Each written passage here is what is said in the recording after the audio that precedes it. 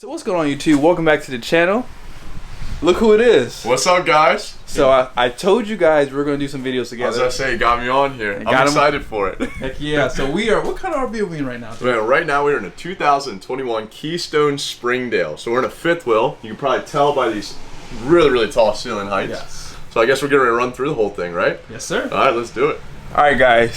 So Justin picked out this floor plan. And I'm so glad he did because I haven't seen one like this. Now this has like opposing slides. And what's the model number on this one again? So this is a Keystone Springdale 253 FWRE. Gotcha. Okay. So FW for fifth wheel, and then RE is for the rear entertainment. Since we got two opposing slides, and then on the back wall here's where the entertainment center is. Look at that, guys.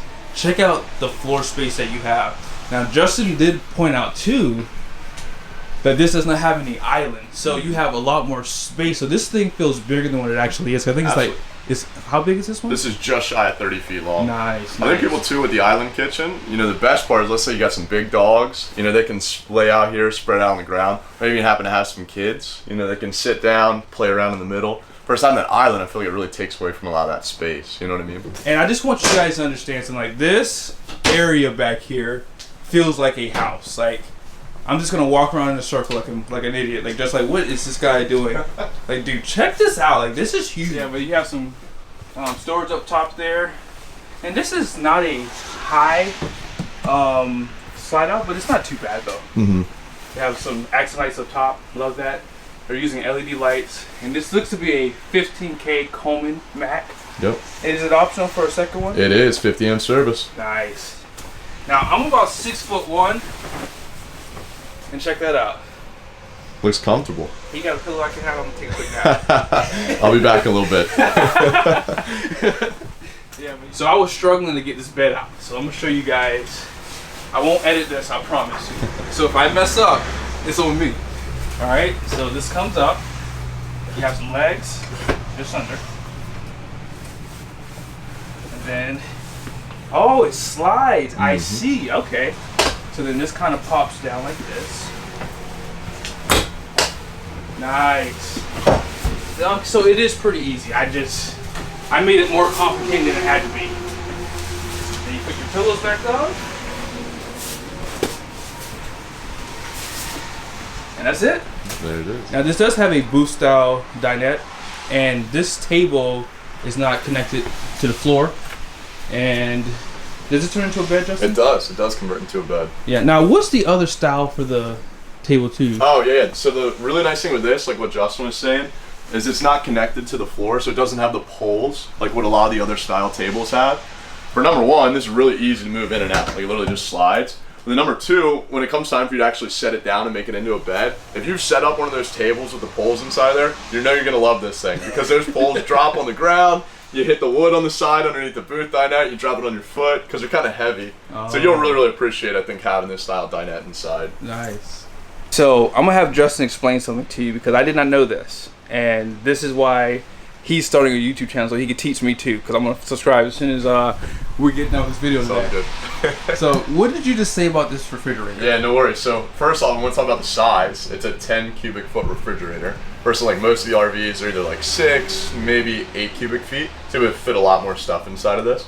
But the cool thing is the way that it operates. So a standard RV refrigerator operates in two elements. It'll either operate off of electric, meaning us plugged in at the campground, or alternatively it'll operate off the propane that we've got up front on the trailer.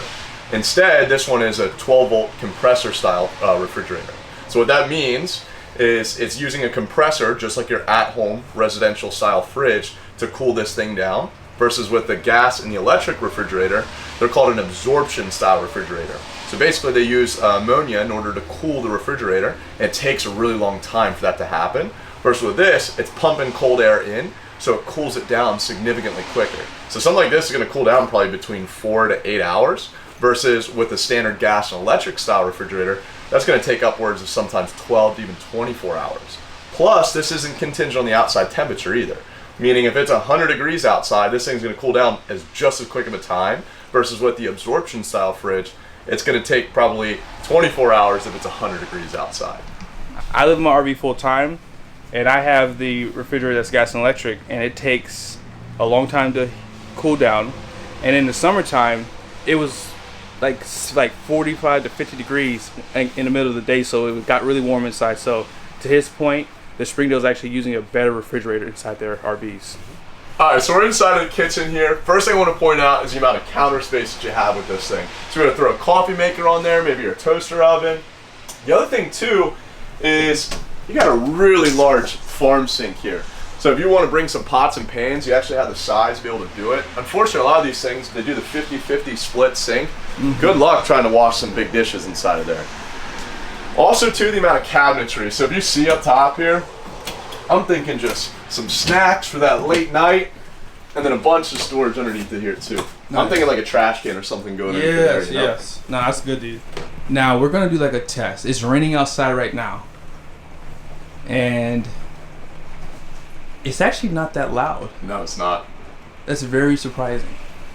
Especially if you got the furnace on. Yep. I feel like it would just kind of help drain it out. Yep. Oh yeah, it would. Man, I like this floor plan, dude. Seriously. I know it's a lot of space. Yeah. Now, so we're in the bathroom, and this bathroom is actually a decent size for this size of RV. Now, Justin just asked my opinion here on this shower. Yeah, the Neo angle shower everybody talks about. And I will be honest, this is small. And how tall are you, Justin? I'm about 6'1". 6'1". Got so, I mean, the good news is you do have the skylight, so you have some more headroom. Yep. But the water's going to be hitting you here, so you have to kind of like do this to shower. How about your wingspan? You got some width there to turn around? Yeah, I was cleaning my armpits, my butt. No, I'm good. All right, cool. Well, what do you got going on out here? So they do give you a plastic sink, and I noticed that the farmhouse sink in the kitchen was plastic too, but these things can be upgraded over time, you know, so you're fine there. Yeah. This is gonna be this is not a porcelain? Actually, no. Plastic too. Ah. Alright, Springdale. We're gonna have to see the price point on this thing too. You're gonna get plastic, so I would probably upgrade that over within a couple years. Yep. But a little medicine cabinet. Yeah, but you have storage. And this is a pretty nice size bathroom, guys. I mean, I actually like what I see. Alright guys, so you know we don't hold anything back on YouTube. We tell you the truth 100% of the time. So there is a water leak in this Keystone Springdale. But Justin, where's the water coming in from? Man, so if you see over here, looks like it's a little wet there, up against the wall. Yep. Oh, yeah. It's coming. Is that coming? I think it's coming in from the slide. It looks like it's coming in from the slide out. And look where it's dripping all the way too. It seems to be dripping like all the way down here up against underneath the shower. So me and Josh were kind of talking about this. One thing, especially on a rainy day like this, it's so imperative to have your RV leveled. You know, unfortunately, when they build these things, it's with the intentions that they're leveled out. You want to have them between a 3 to 5 degree variance of levelness. If not, issues like this could possibly, pop up and arise. So I think the best, next step here, number one, is you need to step outside, make sure it's level. And then number two, once all this rain goes away, we need to check outside there on top of where that slide out is, where we think the water's coming in at, and we need to be checking, the seals and the caulking. It's so important. Yes. Even though this thing is brand new, we've got trailers out here that will leak brand new sitting on the lot. And unfortunately, a lot of times it's either due to being unlevel, or number two, the manufacturer just simply didn't put enough sealant outside there. So we're gonna need a spot seal to prevent this from happening in the future. And I can attest, this trailer is not level. Like, I could probably put a ball right here, and it will roll all the way out to the back of this trailer. And you can tell too, with the way that the water is, running here. It's leaking from right underneath that slide out in the corner. Yet you've got a little water puddle that's dripping all the way down here. And look, it's even piling up here in the corner. And it's possible too that this slide out may not be completely flush with the wall. So you may have to push the button some more to make sure it is completely flushed against that wall. Yep. Because you do have some sealant. You have the rubber sealers right there that should be able to keep the water from coming out. Absolutely. On the sides and on the roof too. Yep. Alrighty, so we're up front here in the bedroom. I must say it's not the largest bedroom, but let's be honest, we're camping. We're just up here to sleep. Yep. With the sides here, if you're a tall guy like Justin, they give you a little step up here, so your head is probably going to hit. Now, something to consider too is that this trailer is considered a mid-profile fifth wheel. So the mid-profile, what that translates to is they're oftentimes a little lighter weight, but then also too, they're not quite as tall in height. And where you're going to really feel that or experience that's up front here in the bedroom area. Yeah. So it's a little bit more aerodynamic, but you know, for usability, it might be a little more difficult. I mean, Justin, you said you're 6'1". Yeah. And your head's almost touching there, yeah. right? And this bed, to be completely honest, is actually not that long too. So like it definitely, you can see the size difference with this versus like a Montana or anything like that. But this is probably easily towable with a 3/4 ton gas truck. Yeah, no doubt about it. So I mean, this is a good size RV, less than 30 foot. So if you need something small, this is a perfect RV for you. Yep. Alrighty, so right over here we got a 6-gallon Suburban gas and electric water heater. So that'll give you the ability to operate, you know, both gas and electric at the same time, which ultimately provides you guys a little bit longer showers and a little bit more hot water for those showers. Directly to the left of that, you're gonna have an exterior shower. Speaking of that, so you guys are coming back from a sandy day at the beach, you know, maybe you need to spray the feet off, maybe you got a dog, you know, that always helps out. You know, you got your water connection here, you got your sewage connection here, and then the electric is right there. A lot of times with some of these trailers, they don't get too creative with where all this stuff is placed. So then you may have a water connection that's way up there, you may have an electric that's in the back corner, and then the sewage is in the middle. So you get to that campground, Justin, you know it. It's like, good luck. Hopefully you got all the right hoses, you know? But a cool feature that this thing has is an exterior black tank flush. It's just what it sounds like. It's a way for you guys to be able to sanitize the inside of that black tank. The problem is over time, if you're not using that black tank flush, unfortunately the probes or sensors on the inside of these black tanks, they grow conditioned to be able to kind of attract a lot of that stuff inside of the tank. In return, it'll provide you a false reading inside on your sensors. So if you use this, make it a part of your regimen, then that'll ensure that you don't run into any of those issues in the future. Just we're talking about the passenger storage. It's got a ton up front there. You know, it's for storage bins, for all your extra chairs, really all your camping necessities. However, one thing to consider, you know, the Springdale is a bit of a lesser expensive, you know, fifth wheel. It's made a bit more for a price point. Something to kind of be able to dictate that and understand, something they do is they have some of their plumbing running down through their passenger storage. So unfortunately, it isn't obstructed passenger storage. You'll find in some of the nicer models, you know, some that's a bit more of a price point, they're gonna have an unobstructed passenger storage. That also could pose, you know, some issues in the future too. They use some nice plumbing inside there, nice and thick, but imagine if you do have those big, heavy, thick storage bins, that stuff sliding back and forth, going left and right, 80 mile an hour down the road, that could run into some issues in the future. So for this model, what I'd probably do is this floor inside here is pretty slick.